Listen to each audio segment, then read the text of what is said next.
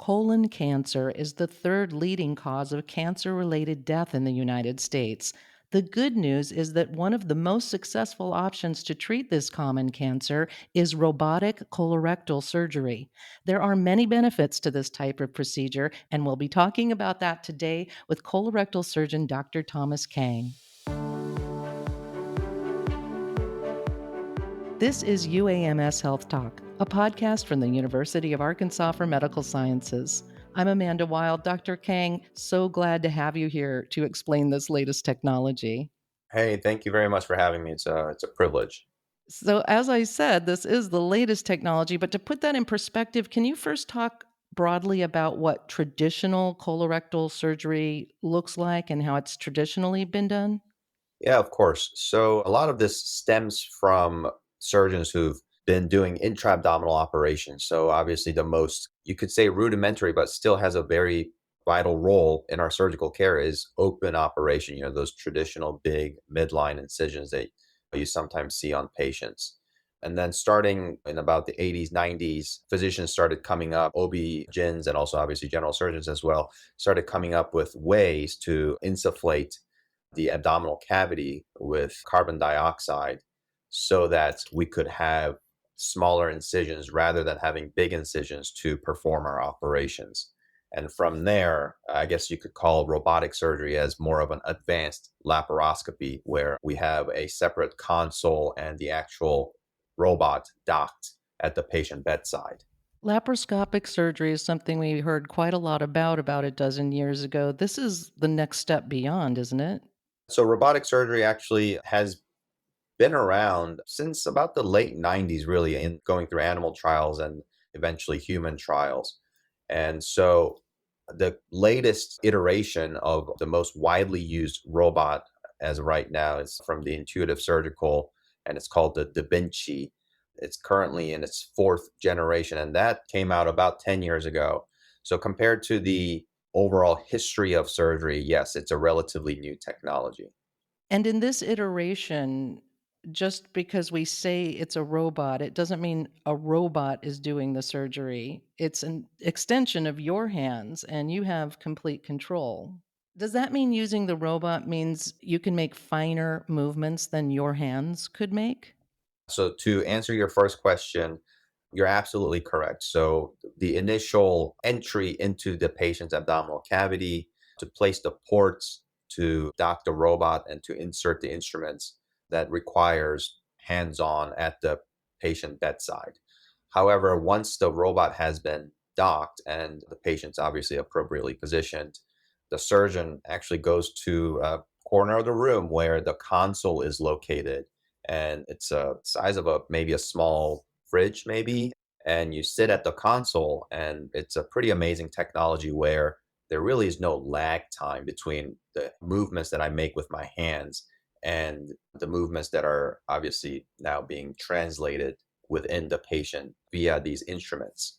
And you really do get rid of a lot of the possible hand tremors that you might have. It kind of mitigates a lot of those factors. And so obviously with the robot, you've mentioned it's less invasive, the incisions are smaller. I suppose that means the recovery time is faster?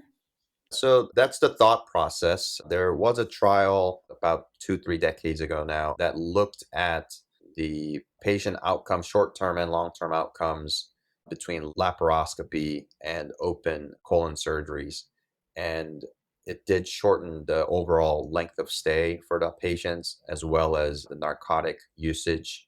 Now, I just want to make a point that I do think that being able to do minimally invasive surgery, whether that be laparoscopy or robotic, is beneficial to the patients because it makes sense that a smaller incision will probably translate into a shorter recovery time, faster time home to spend time with your family to go back to work. However, I think ultimately these are just tools, whether it be open, laparoscopy, or robotic. And it really is a surgeon ability to do these operations that make these tools great. So whether that be open laparoscopic or robotic, as long as a surgeon can accomplish the goal safely and do it right, I think that's what the patients really need to hopefully understand. It's great that the surgeon can offer these all these different things, but really it's ultimately up to the surgeon to be able to accomplish it safely and do it right. And how do you keep up with that, Dr. King, when the technology is changing so rapidly? We're lucky to be at UIMS where we have a pretty robust, minimally invasive surgery presence. And we have a lot of good support for that, not only from the OR staff, but obviously from the organizations that make these or develop these instruments. So, from Intuitive, for example, the rep and I are in constant contact, and I get updates about the kind of the newest, the biggest thing coming out. So, for example, we have the fifth generation of the robot that's being slowly dispersed out into the surgical world right now. Only select places have it at this time. UAMS does not have it yet, but it comes with the job to try to stay current with the technology. Yeah, apparently. And as I said, it's developing ever more rapidly. With the robotic colorectal surgery, can you talk about some of the specific benefits besides the ones we've covered? Shorter recovery time, leaving the hospital faster, being with your family more. Can you talk about some of the other benefits you've seen that people get by going through this robotic surgery? Of course, I think first and foremost, being able to essentially be up close to my dissection field is very helpful.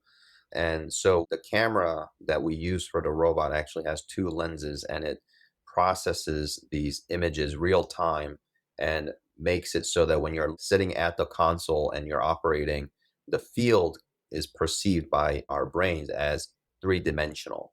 So that is extremely helpful for me to be able to kind of get up close and personal with my dissection field so that I can literally see every single blood vessel and the important structures that I know not to injure.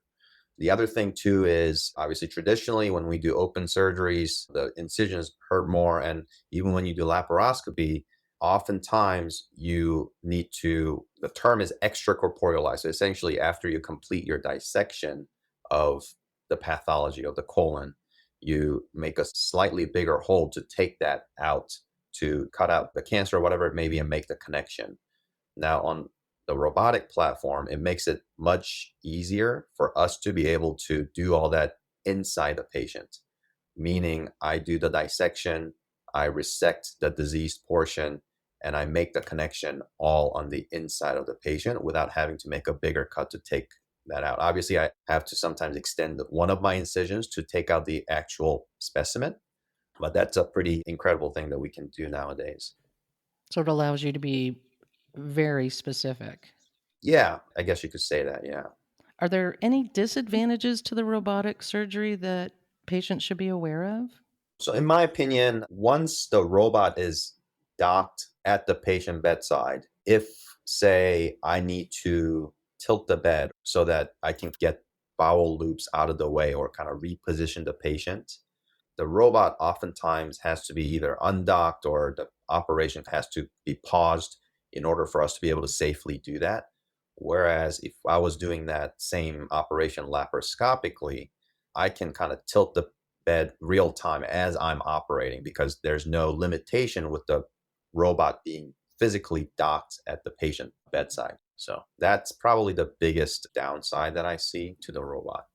So, how would you assess your success rate with this surgery? I keep a personal database of all my operations and outcomes. Being a surgeon, unfortunately, I'd be lying to my patients if I said I can guarantee you that I will never have complications because that's just unfortunately the cost of being a surgeon. However, I do have a list of patients without their personal information, obviously, and the operations that I've done and their outcome, length of stay, what the final pathology was. So I keep track of all my own data so that I can go back and look and also obviously follow up with my patients. I call them to see how they're doing. And that's how I keep track of my own performance, you could say.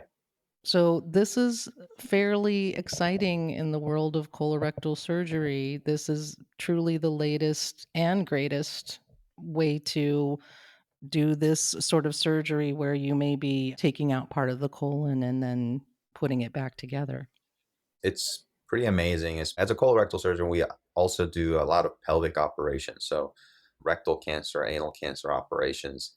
And traditional laparoscopy admittedly makes it a little bit challenging to be able to see very deep down into the pelvis, especially when it comes to, say, male patients or maybe patients who may be obese. But using the robot pelvic operations, I wouldn't say it's a breeze by any means, but it definitely facilitates the ease of being able to see deep down in the pelvis to operate in those tiny, small, narrow areas. Whereas with laparoscopy, some of those maneuvers can be quite challenging. Well, Dr. King, I know everyone's at risk for colorectal cancers and should be screened, but when you are beyond screening and it comes to having surgery, as you said, you have to choose the appropriate surgeon who knows what they're doing. And when you do choose someone like you, at least it's comforting to know that this technology will make it as successful as it possibly can be. As physicians, we obviously all take an oath, and the first one is to do no harm. And I really do think that I have been fortunate enough to have great mentors who have taught me not only good surgical skills, but also sound judgment. And to be able to have some of these platforms and tools at my disposal, especially at a place like UAMS, where we're the only academic institution within the state. We're also the only surgical training institution in the state. So, quite fortunate to be able to be in a position where I can hopefully serve the patients in the South and make a positive impact. Dr. King, thank you so much for explaining this robotic technology. I feel that in your hands, it's in safe hands. Well, that's very kind. Thank you very much for the opportunity. I really appreciate it. To make an appointment at UAMS, please call 501 296 1200. And if you found this podcast helpful, please share it on your social channels and check out the full podcast library for additional topics of interest. This is UAMS Health Talk from the University of Arkansas for Medical Sciences.